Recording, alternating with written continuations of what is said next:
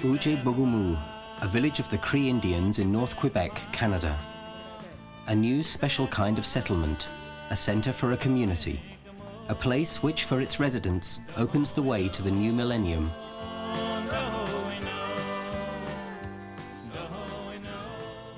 For decades they lived in nothing but shacks along the side of the highways. The blame lay with the big mining companies, especially the dozens of copper mines which destroyed the traditional environment of the Cree.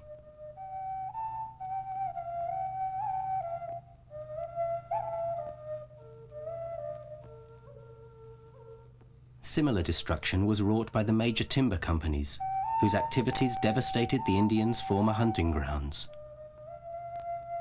Families were torn apart as the Oujé Bougoumou Cree dispersed into various shanty camps.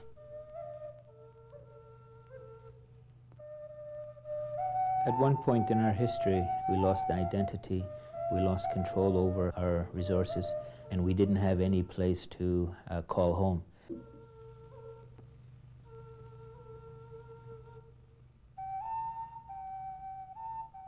One of the things that we tried to do was incorporate some Cree design in the layout of the village. And so you can see that this is a circular center. If you look at the Cree culture, a lot of the elements are circular.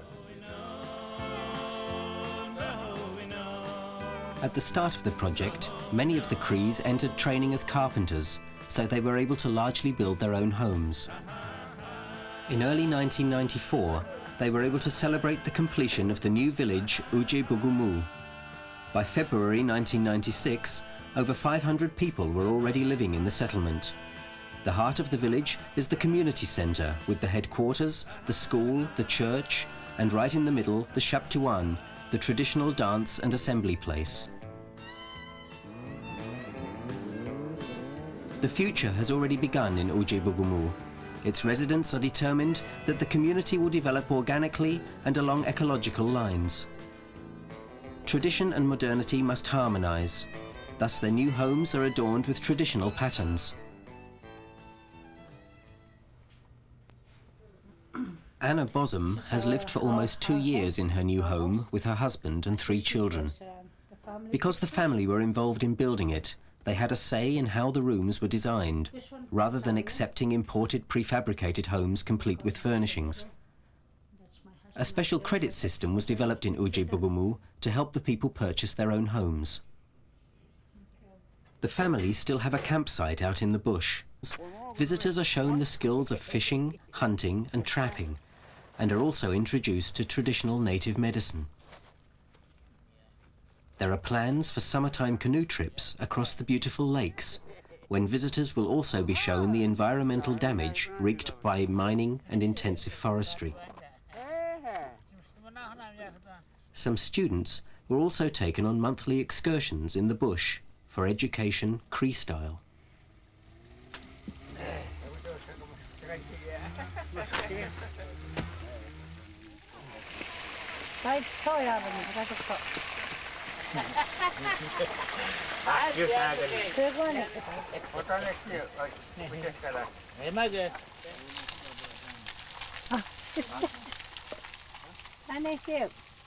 Well, as you can see, what we tried to show here is a lifestyle, a way of life for the Cree people. Despite all the efforts we've made to build a modern community, one of the important things that we tried to maintain is our Cree culture, our way of life.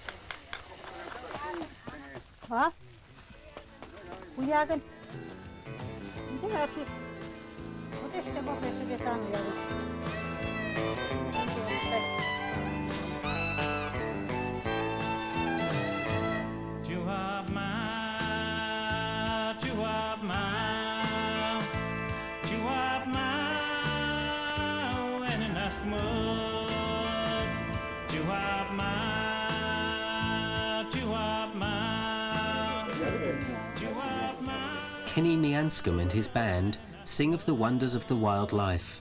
But he, along with his brothers, is also pleased that he finally has a real home. 10 years ago, I think I was still living in a dream world, yeah. Yeah. But that dream has come true now, today, you know. Back then it was just wishful thinking, I think, most of the time. But it was heartfelt. Kenny's father, Albert, is one of the many people who have accepted some form of public responsibility. He and his wife are members of the Cree Board of Health and Social Services. Their son, Charlie, is head of housing administration. Despite their new responsibilities, they still have plenty of time for socializing. Albert Mianscombe tells us that for the first time in many years, he was recently on the frozen lake again. From there, you can get a good view of the settlement. He said he could hardly believe how much it had grown.